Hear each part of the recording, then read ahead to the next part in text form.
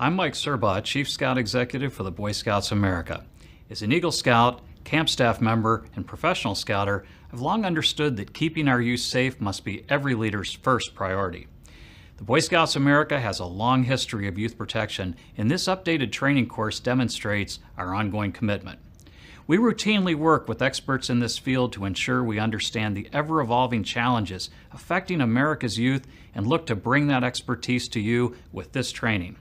For instance, many are aware of commonly known areas of abuse, such as physical abuse, sexual abuse, and neglect.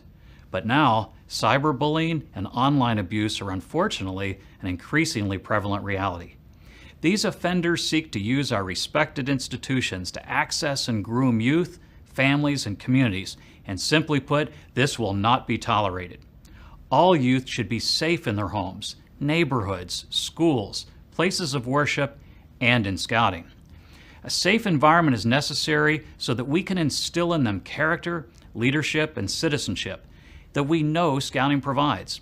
And I know that each of you, parents, volunteers, leaders, and scouting professionals, join me in making this a constant priority. For that, I thank you, because youth protection begins with you. Parents, leaders, and volunteers are at the core and essential to ours and any program's ability to ensure all youth are safe. This training program was developed with and approved by renowned experts and provides details about our abuse prevention efforts and our guidelines. It includes new and up-to-date information on the issues youth are facing and, importantly, how to prevent, identify, respond, and report suspected abuse. Many experts have recognized these tools as best in class, not just for scouting, but for all adults involved with youth in any environment. Help us keep our youth safe from harm by using this valuable resource. We've heard from the experts. This is useful and helpful information for all adults to know. Whether you are a parent, teacher, community leader, or scouting volunteer, the information in this training will empower you to make a difference. And that has the potential to be life-changing for the children and families in your community. Welcome to the scouting family. I hope you and your family find out what we already know. Scouting can offer young people experiences they can't get anywhere else.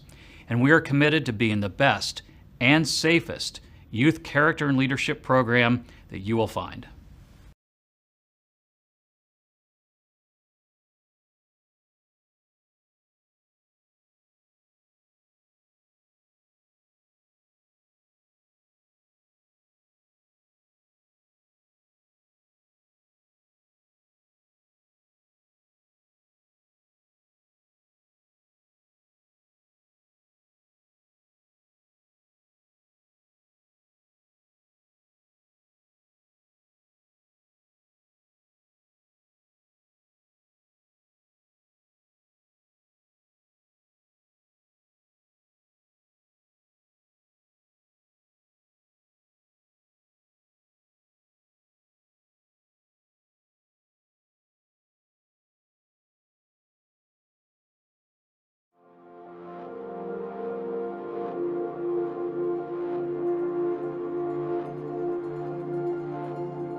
Leading experts agree that child maltreatment is a public health crisis.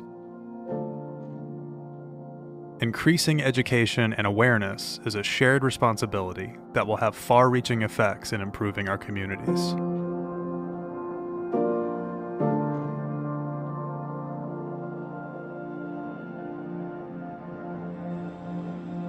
Centers for Disease Control, major healthcare systems in the country have said that violence, particularly child abuse, is a public health crisis. And the reason for that is we know child abuse is the feeding system for hundreds of other medical and mental health conditions. We know every year we're spending hundreds of billions of dollars dealing with cancer and heart disease and diabetes and anxiety and depression and a whole host of other issues. We could change all of that if we could reduce violence on the front end. the world would look very differently if we significantly reduced maltreatment.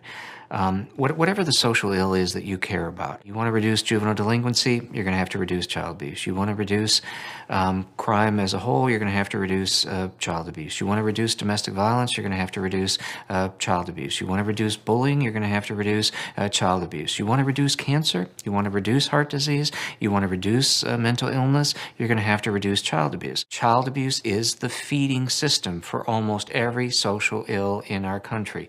Whatever it is you care about, you must care about reducing child abuse because they're connected. When we have the opportunity to increase awareness with youth-serving organizations, with faith communities, with teachers and everyone else involved with these youth, we are able to provide a safety net around the children.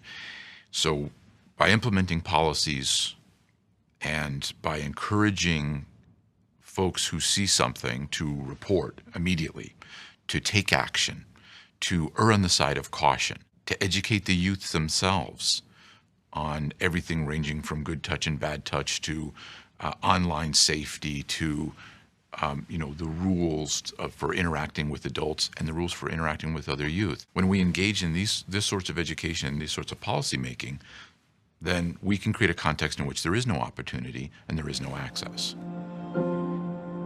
The Boy Scouts of America has developed a youth protection strategy to teach parents, leaders, and youth the 3 R's: recognize, respond, report.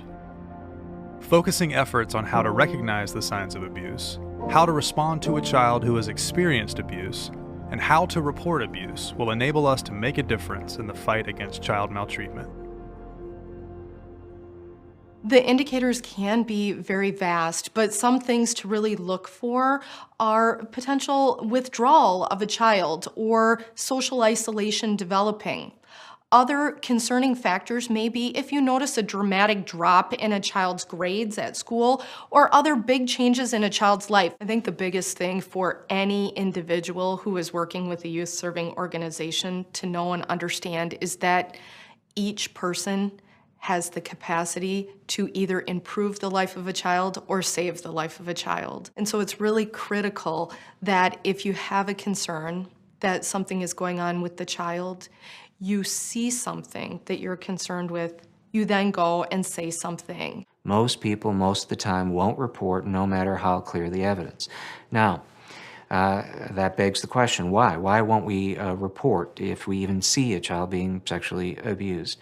Well, researchers have asked that question to reporters. Why don't you report even though the law says you have to? And what reporters say to researchers is, well, I'm not really sure. Even if a child tells me they're being sexually abused, how do I know the kid is telling the truth? And I don't want to ruin somebody's career or somebody's life. Some people say, I didn't know I was a mandated reporter. I thought it was just for teachers or others. I didn't think as a volunteer in scouting that I was a mandated reporter. I didn't understand the law in that regard.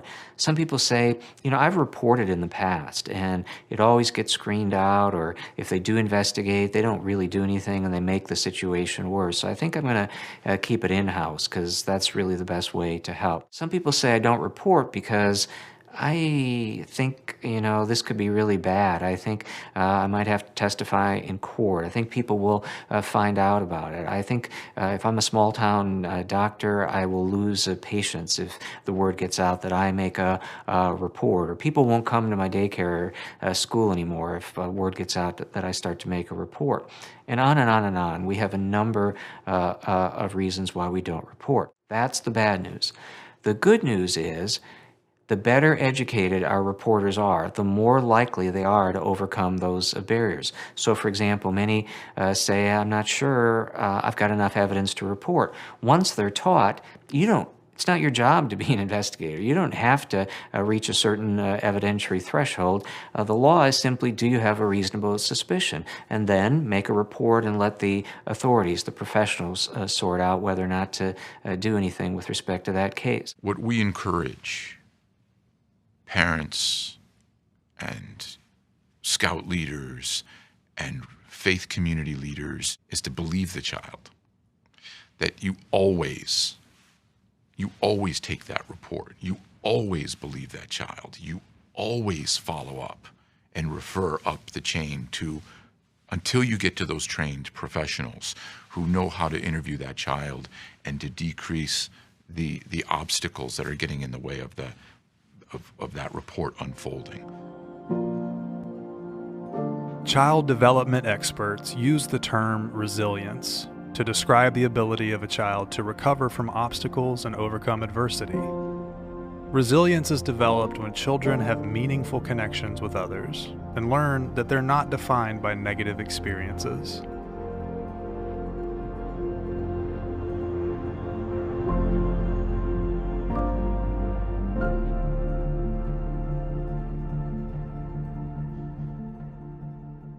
Boy Scouts were so important to me because we would go camping and hiking and meetings, and I was able to take myself on these imaginary journeys and forget what happened. So that's why scouting's been important in my life now for 52 years. And I couldn't wait for my Boys Life magazine to come, where I would read about the dude ranches and field mod and becoming an explorer. And that allowed me to take my own journey. The fight against child abuse, both within our organization and in our communities, requires each one of us to be knowledgeable about the issues, willing to intervene, and engaged in making a positive impact in the life of a child.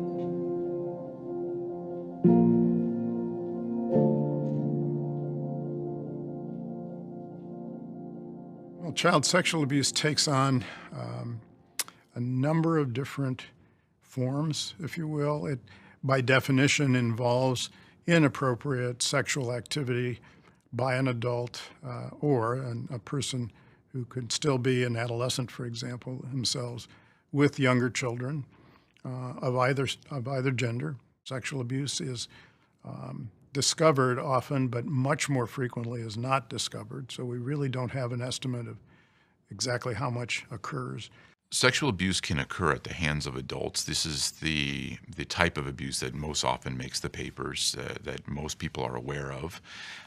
The dirty old man or the school teacher that gets arrested or what have you. But in fact, there is a significant issue with older youth engaging in inappropriate sexual behavior and indeed criminal behavior with younger youth, and that is a problem that is, depending on which study you look at, is either a problem that's increasing in frequency or something that we're simply becoming more aware of. Youth-on-youth abuse constitutes a significant percentage of child sexual abuse in our country. So, according to the United States Department of Justice data, 25% of all sexual assaults in our country are committed by children, those below the age of 18. It's very rare that the sex offender is unknown to the child or unknown to the family.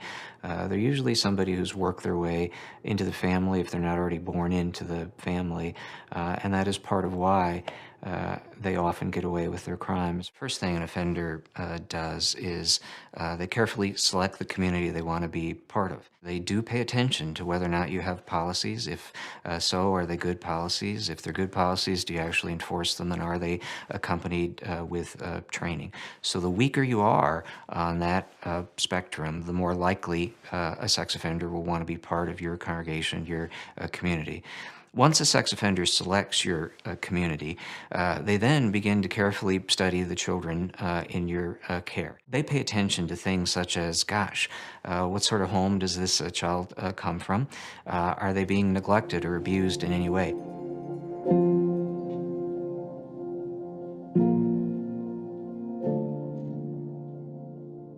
Grooming is, put simply, as a form of manipulation. It's very subtle. These men are very adept at utilizing charm and gradual desensitization to encourage the child to participate in what is really sort of bringing them down the path toward what eventually will become an abusive incident. They move forward to push the boundaries to see what the child will tolerate. When they sense the child may be becoming a bit uncomfortable, then they will retreat, and then they will do other things to desensitize the child. They may expose the child to pornography. They may expose the child to substances, drugs, or alcohol. They may engage in progressively more invasive touch, such as massages or other types of behavior. They may acclimate the child to photography, to being filmed. In our society, children are taught from very young ages to respect their elders. They're taught to that adults tend to give them good advice, whether it's a teacher or a coach or a parent or a grandparent. Adults are there to be respected. They have the wisdom and the experience in the world to provide guidance. They may take a role as teacher or as a faith leader or as a coach, someone who the parents, they actually see the parents relate to this adult in this respectful way. They see their own parent saying, don't speak to Ms. Jones like that. Don't backtalk your coach. If your coach tells you something to do, you need to do it. Or if your teacher tells you something, you need to be quiet and do it. They also groom the parents of the child. So they pay attention to mom or dad and what are their needs. They'll help out mom or dad. They'll be the very best friend of the parents. They'd love to come over and play cards or have a drink or go to a ball game with the parents because they also know they need the parents on their side as well. Pay attention to people who like your kids more than you do. And it sounds horrible to say that out loud because you want to think that everybody loves your kid, which is a wonderful thing. But we know that offenders most often use attention and affection to break kids' safety rules.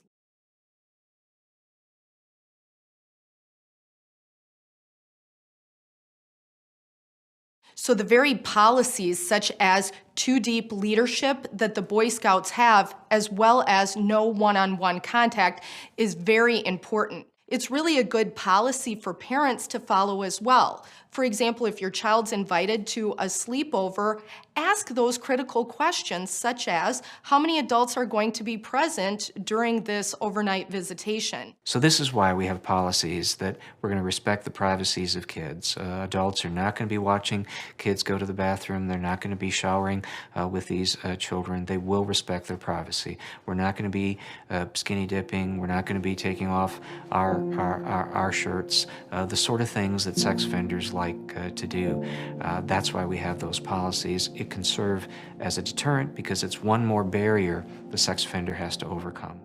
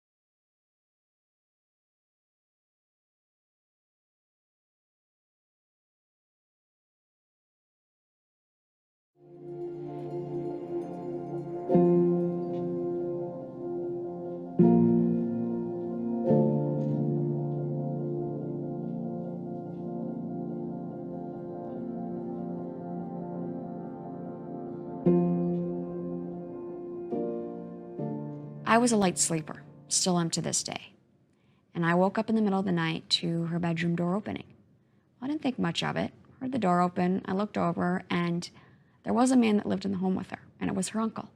So when he opened the door that night, looking in, I thought he was making sure we were both asleep and was gonna leave, but that wasn't the case. And this man came in the room, and where I was sleeping on the ground, suddenly began stroking my hair. And I remember getting up, looking up, and I'm like, what are you doing? Finding it so strange. And he went like this. Well, of course, being a 6-year-old, having this authority figure standing over you, you're terrified. So I listened to him, stayed quiet.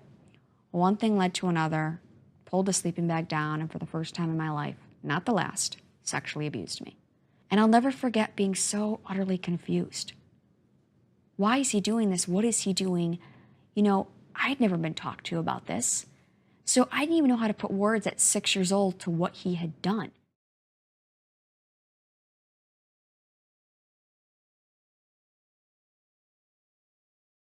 We had a regular babysitter. One time our parents were going out. Her son, older son, kept us. It's all predators. They groom you. And he had sexual acts with me, and then the threats, and then my life changed forever. All predators first, you know, they start with kind of telling you sexual stories, and you're not really sure what this is all about. Back then, show me little sexual cartoons, little flip books, and just lulling you in. They lull you in, and you don't know about sex. You don't understand. You think it's okay. You're not sure. And then you realize, unfortunately, too late, that that's not something that should be done or you should be doing.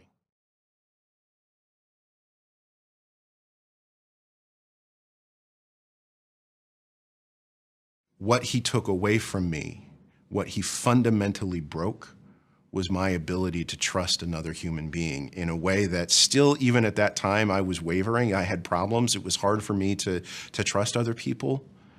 But this was the first time in my life an adult had actually built up a sense of trust.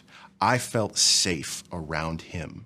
He intentionally did things to welcome me into his home and into his heart. And he then acted in a way that completely shattered my capacity to trust and almost shattered my ability to be able to love anyone else. Who would I tell? You have to understand, my parents were not terrible people. but they were hurting people. They were people who had a lot of their own problems and issues, and I knew from a very early age that they weren't going to be able to help me or protect me.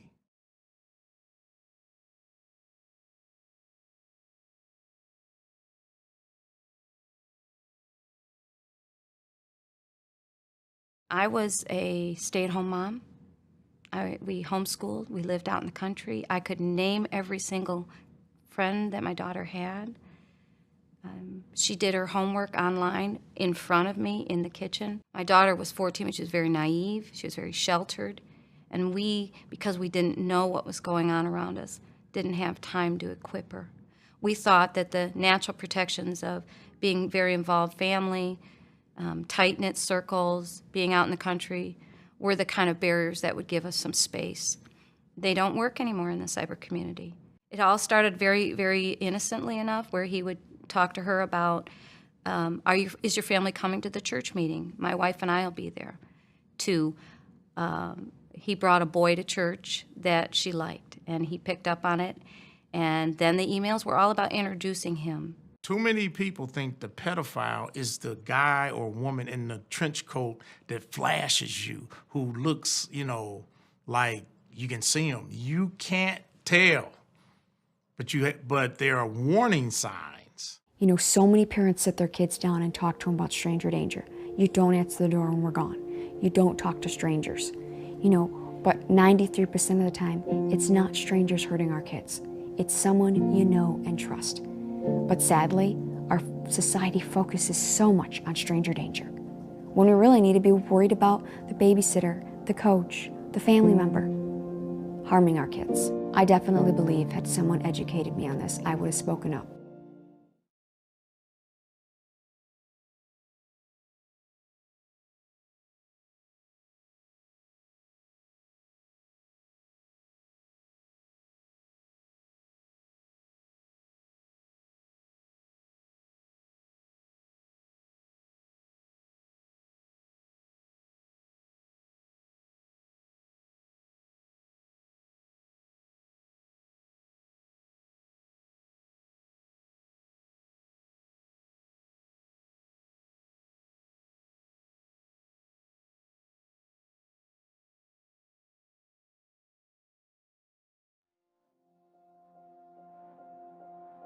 When a child is sexually abused, it is almost always by someone the child knows and trusts.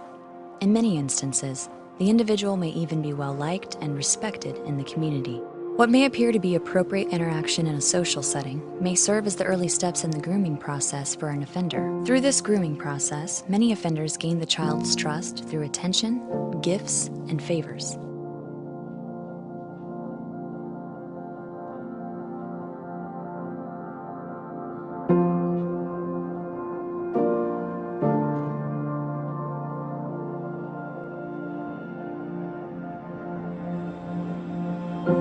The offender may also groom a child's parents to gain their trust, get more access, and increase the chance that the abuse will not be suspected.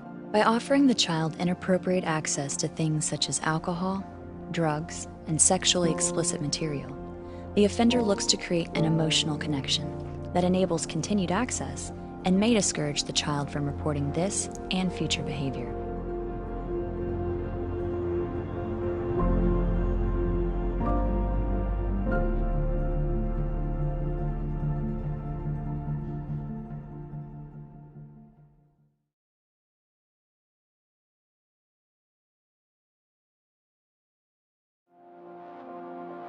It is not uncommon for the offender to be an older youth or to be in a position of authority, such as a youth leader, and have the trust of adults.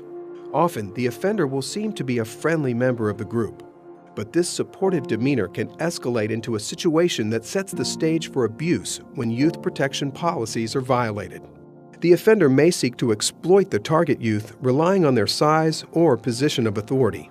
The target youth is typically much younger, new to the program, or has some disability or perceived difference. Either way, the youth offender will look for opportunities to isolate the youth, typically when sleeping, showering, or using the restroom, when adult supervision may not be present. Unfortunately, it is not unusual for other youth to know about the abuse or to be present during the abuse. Because of this, it is vitally important that adult leaders remain vigilant and that other youth are willing to intervene and report any concerns.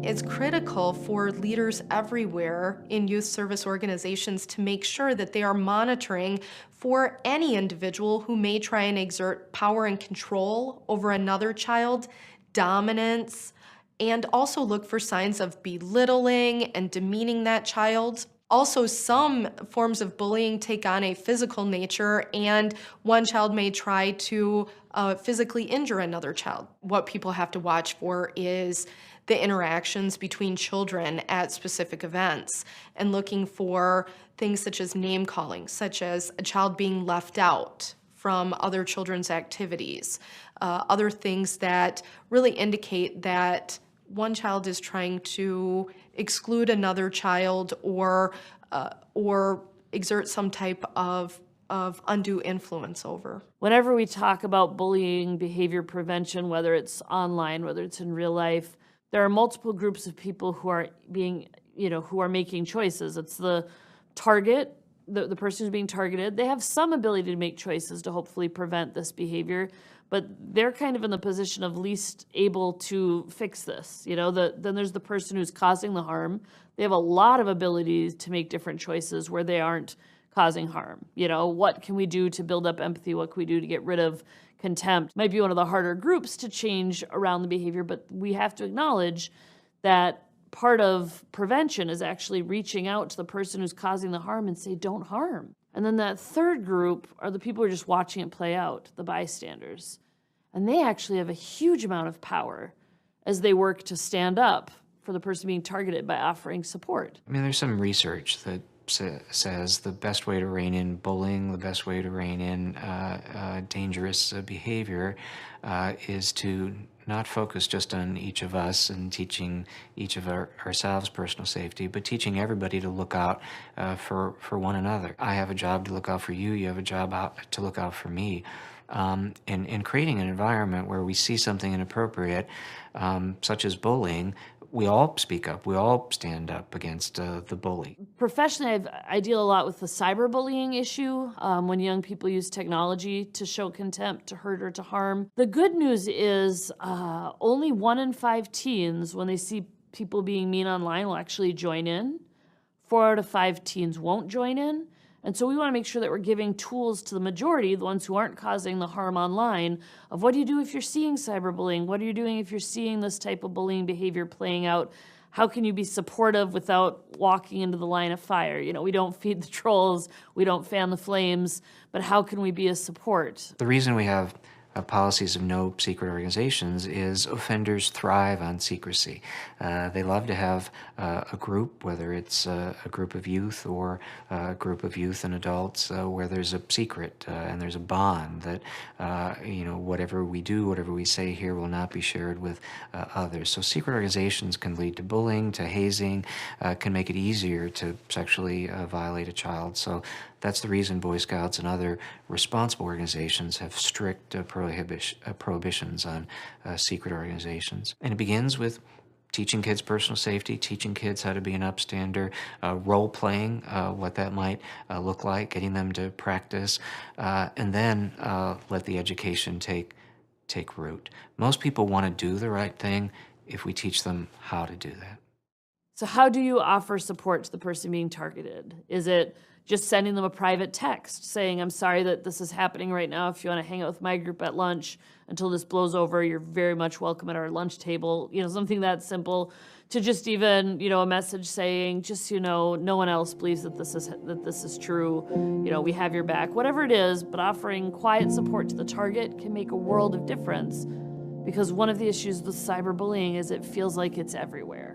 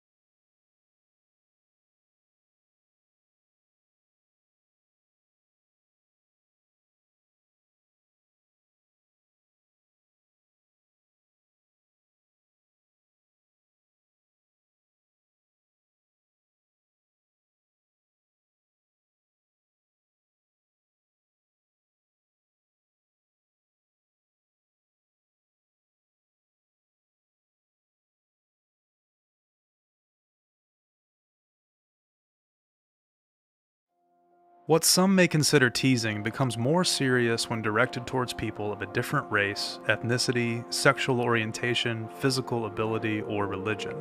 It is possible that a person may not intend to bully, but the action is harmful anyway. Here, the bullying started with the children making fun of a child for praying and practicing his faith. Instead of laughing at the behavior, it is important that adults intervene immediately to model respect for others. If left unaddressed, the behavior could lead to physical aggression, social withdrawal, or trigger other emotional problems.